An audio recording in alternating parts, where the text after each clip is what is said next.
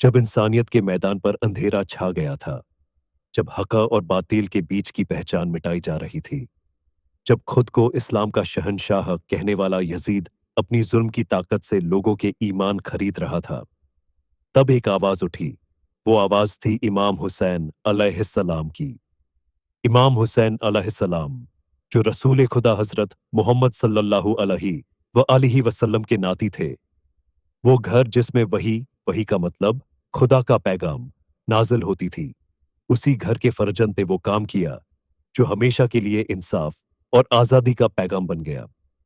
Karbala का मैदान सिर्फ एक जंग का मैदान नहीं था, वो एक इनकलाब का मरकज था। वो इनकलाब जिसने दुनिया को ये सिखाया कि जब हक खामोश हो जाए तो खड़ा होना इबादत बन जाता है। यजीद का दौर, जब यजीद ने खिलाफत पर कब्जा किया, उसने इस्लाम को अपनी मर्जी का खेल बना लिया। शराब, जुल्म, फितरत का गुलाम, ऐसा हाकिम जो खुद को मुस्लिम कहता था लेकिन इस्लाम की रूह को रौंद रहा था। लोग डर के मारे उसकी बैत कर रहे थे, लेकिन एक शख्स था जिसने कहा, मेरे जैसे आदमी यजीद जैसे शख्स की बैत नहीं कर सकता।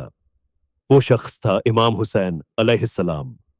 हुसैन अलैहिस्सलाम जानते थे कि ये लड़ाई ताज या तख्त की नहीं है, ये लड़ाई हक और बातिल, इंसाफ और जुल्म, ईमान और फसाद की है।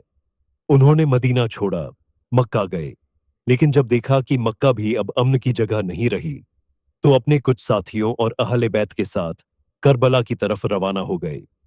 करबला का मैदान, करबला में न कोई फौज थी, न कोई हथियार, बस कुछ वफादार साथी और एक अज़्म था, हक के लिए आखिरी सांस तक लड़ने का। सामने यजीद की लाखों की फौज थी, लेकिन हुसैन अलैहिस्सलाम के पास था ईमान, सब्र और सच्चाई का यकीन। जब पानी रोक दिया गया, जब बच्चों के होंठ सूखने लगे, जब अली असगर अलैहिस्सलाम की प्यास ने आसमान को रुला दिया, तब भी इमाम ने सर झुकाकर कहा, खुदाया, अगर ये तेरी रजा है तो हुसैन को इस पर भी सब्र है। शहादत और इनकलाब का मुकम्मल होना 10 मुहर्रम का दिन।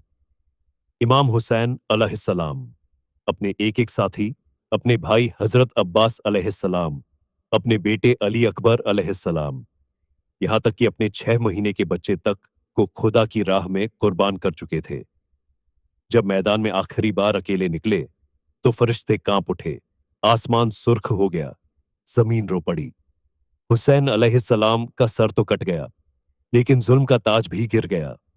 वो सोचते थे कि हुसैन को मारकर नाम मिटा देंगे, लेकिन आज देखो, हर सदी, हर जमाना हुसैन हुसैन पुकारता है, क्योंकि हुसैन अलैहिस्सलाम सिर्फ एक शख्स नहीं थे, वो एक इनकलाब थे। करबला के बाद दुनिया बदल गई।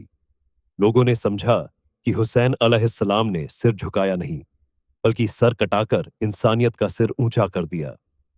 उन्होंने हमें यह सिखाया कि जुल्म के आगे झुकना हार है, हक पर डटे रहना असली जीत है, और जो अपनी जान देकर भी सच्चाई बचा ले, वो कभी नहीं मरता।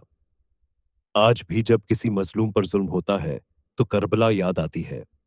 जब कोई सच्चाई के लिए आवाज उठाता है, तो हुसैन अलैहिस्सलाम का नाम जिंदा हो जाता है, क्योंकि इमाम हुसैन अलैहिस्सलाम ने कहा था, अगर दीन मेरे कत्ल के बिना नहीं बच सकता, तो ए तलवारों, आ जाओ। करबला का इनकलाब इस्लाम का वो चिराग है जो हर अंधेरे में रोशनी देता है। वो हमें ये बताता है कि जब जमाना खामोश हो तो आवाज बनो, जब हक दबाया जाए तो करबला को याद करो, और जब डर लगे तो सोचो, हुसैन अलैहिस्सलाम अकेले थे, लेकिन सच्चाई उनके साथ थी।